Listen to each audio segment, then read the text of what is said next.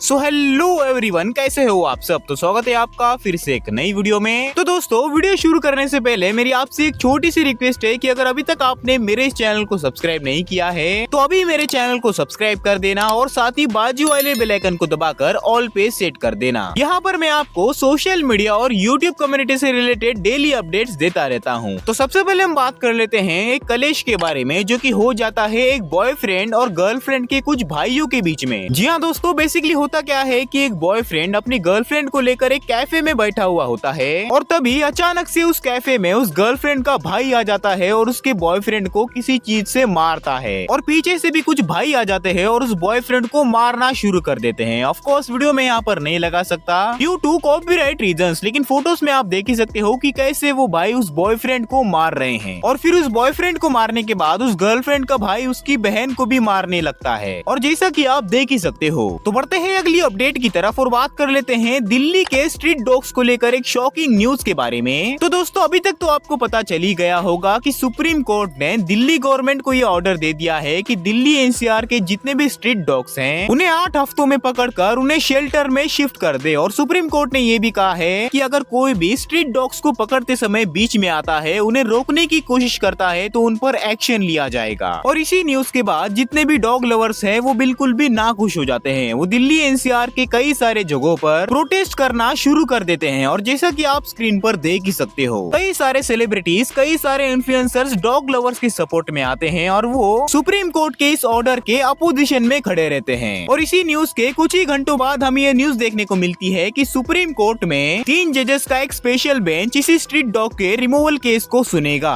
14 अगस्त को, यानी कि आज ही के दिन। सीजीआई BR गवल ये कहते हैं कि वो सबसे पहले 2 जजेस के ऑर्डर को रिकंसिडर करेंगे और उस ऑर्डर में ये कहा है कि दिल्ली एनसीआर के सारे स्ट्रीट डॉग्स को पकड़कर उन्हें शेल्टर में शिफ्ट कर दे। वैसे दोस्तों, इस स्ट्रीट डॉग्स के केस को लेकर आपका क्या कुछ कहना है, मुझे अपनी ओपिनियंस को कमेंट में जरूर बताना। और दोस्तों, इसी स्ट्रीट डॉग्स के केस को लेकर रजत दलाल भी काफी ज्यादा गुस्सा हो जाते हैं। कल ही वो अपने इंस्टाग्राम पर लाइव आए थे और वहीं पर वो इस केस को लेकर क्या कुछ कहते हैं आप देख सकते हो।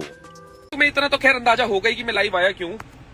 लाइव आने का मेन रीजन वही है कि सुप्रीम कोर्ट ने जो पास करा है ऑर्डर कि दिल्ली हरियाणा में से सारे कुत्तों को बाहर निकाल दो और निकाल के शेल्टर होम्स में डाल दो। पहली चीज तो ये है कि शेल्टर होम्स जो बनाने की आप बात कर रहे हो वो अभी है नहीं, तो कुत्ते उठाने का कोई तुक नहीं है जो शुरू कर चुके हो। और जब तक शेल्टर होम बनेंगे तब तक तुम ये चीज करो, लागू तो समझ आता है। और एक बहुत छोटी सी मेरे को चीज बताओ, हम टैक्स पे कर रहे हैं, कोई भी चीज होती है पूरी कर रहे हैं ना, जो भी ऑर्डर पास होते हैं, लॉ पास होते हैं, भाई तुम जो काम कर रहे हो, तुम जो चीजें बना रहे हो, रोड बना रहे हो, रोड का टैक्स ले रहे हो, हर चीज का हम पे कर तो रहे हैं ना। तुम जो काम कर रहे हो उस चीज का दे रहे हैं। कुदरत की चीजों के साथ तुम खिलवाड़ करने वाले होते कौन हो, मेरे को इतनी चीज बताओ। तो बढ़ते हैं अगली अपडेट की तरफ और बात कर लेते हैं एक बंदे के बारे में जिसका की नाम है महेंद्र प्रसाद और इसे अरेस्ट कर लिया जाता है। और आखिर क्यों? For spying Pakistan. महेंद्र प्रसाद जो कि जैसलमेर के DRDO गेस्ट हाउस का मैनेजर है। महेंद्र प्रसाद वहीं के टॉप साइंटिस्ट और उनके कुछ मोमेंट्स और उनके शेड्यूल को लीक करता था और पाकिस्तान के लिए जासूसी करता था। बढ़ते हैं अगली अपडेट की तरफ और बात कर लेते हैं हरभजन सिंह के बारे में। तो हरभजन सिंह स्लैम किए BCCI को और आखिर क्यों? तो अभी जल्दी जो है एशिया कप होने वाला है और इस एशिया कप में इंडिया और पाकिस्तान का मैच भी होने वाला है। आपको पता ही होगा कि पहलगाम अटैक के बाद इंडिया पाकिस्तान को बॉयकॉट करने लग गया है। पाकिस्तान के साथ कोई भी किसी भी स्पोर्ट्स का मैच नहीं खेल रहा है। हरभजन सिंह ये कहते हैं कि हमारे इंडियन आर्मी के सोल्जर्स दिन रात बॉर्डर पर खड़े रहते हैं, अपने देश की सेवा करते हैं और अपने देश के लिए शहीद भी हो जाते हैं। और इंडियन आर्मी के हर सोल्जर की रिस्पेक्ट क्रिकेट से पहले आती है। खून और पानी एक साथ नहीं बह सकता और इंडिया और पाकिस्तान का मैच तब तक नहीं होना चाहिए जब तक सुरक्षा और राजनीतिक संबंधी मुद्दे सुलझ नहीं जाते। तो बढ़ते हैं अगली अपडेट की तरफ और बात कर लेते हैं नकुल धुल के बारे में। तो दोस्तों, नकुल धुल रिएक्ट करते हैं राहुल गांधी के वोट चोरी एलिगेशंस पर। वो क्या कुछ कहते हैं आप देख सकते हो। तो मैंने सुना है कि कांग्रेस वाले क्लेम कर रहे हैं कि मोदी जी ने वोट चोरी करी है और वो वोट चोरी बन करके उनकी सरकार बनी है। अगर भाई ये सच है तो बिल्कुल ठीक किया है। हाँ बिल्कुल ठीक किया है मोदी जी ने। मोदी जी को पता है देश के लिए अच्छा क्या है, और देश के लिए अच्छा है उनका पीएम बनना। उनको दिख रहा था कि कोई और बन रहा है, तो उन्होंने वोट चोरी करके खुद को दिलवा के खुद बन गए। ऐसे किसी और को बनने देंगे तो बेवकूफी, हम मोदी जी ही बेवकूफ होंगे अगर अपने प्यारे देश में किसी और को बनने देंगे। मोदी जी कभी देश के लिए कुछ गलत कर ही नहीं सकते।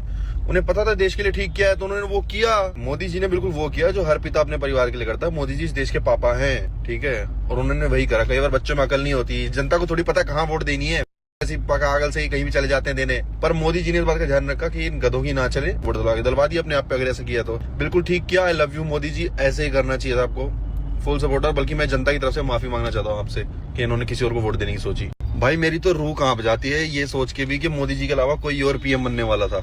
मतलब कसम से आंखों में ऑलमोस्ट आंसू से आ जा रहे हैं सोच के भी। अगर हो जाता तो पता नहीं क्या हो जाता, क्योंकि मुझे तो आज भी याद है 2014 से पहले कैसे मुसलमान घर में घुस घुस के मारते थे मेरे को। भाई वो टाइम, और अब तो दोबारा तो मुझे लग रहा है वो पिछले 10 साल की भड़ास निकाल के और गंदा पीटेंगे अगर मोदी जी की सरकार चली गई तो अब ये बात सोच के मुझे ये एक बात और मेरे ध्यान में आई, मन में बात आई कि मोदी जी अगर कुछ गलत काम भी करते तो वो कितना हमारे भले के लिए ही करते हैं ना। वैसे तो ये बात सच है नहीं, क्योंकि सब मैं जानता हूँ, सबको सबने पूरे हमारे व्हाट्सएप ग्रुप ने सबने मोदी जी को ही वोट दिया, तो वोट चोरी की बात आई आ सकती है। कांग्रेस में तो 0 वोट गए हैं, बट फिर भी यार रूह कांप जा रही है कसम से। भाई आंखों में आंसू आ गए ऑलमोस्ट। बढ़ते हैं अगली अपडेट की तरफ और बात कर लेते हैं वॉर 2 के बारे में। तो दोस्तों वॉर 2 14 अगस्त को रिलीज होने वाली थी, यानी कि आज ही के दिन, और अभी तक तो ये मूवी रिलीज भी हो गई होगी। लेकिन दोस्तों ये मूवी रिलीज होने से पहले एक वीडियो काफी ज्यादा वायरल हो रहा है, जिसमें क्या हमें देखने को मिल रहा है कि जूनियर एनटीआर के कुछ फैंस जो है वो अपना खून निकाल कर उन्हें तिलक लगा रहे हैं। जी हाँ दोस्तों, और आप इस वीडियो में देख ही सकते हो कि काफी ज्यादा हाइप बनने वाली है इस मूवी को लेकर, और कैसे ये फैंस अपने हाथ का खून निकाल कर जूनियर एनटीआर को तिलक लगा रहे हैं। तो बढ़ते हैं अगली अपडेट की तरफ और बात कर लेते हैं एक लड़के के बारे में जो कि जसडीह रेलवे स्टेशन के एक मसाज सेंटर में काम करता है। और होता क्या है कि जब एक लेडी उस मसाज सेंटर में आकर मसाज करने लगती है तो वो लड़का उस लेडी का वीडियो कैप्चर कर लेता है, और जैसे उस लेडी को पता चलता है तो वो काफी ज्यादा गुस्सा हो जाती है उस लड़के पर। एक छोटा सा वीडियो मैं आप लोगों को दिखा देता हूँ, आप देखिए।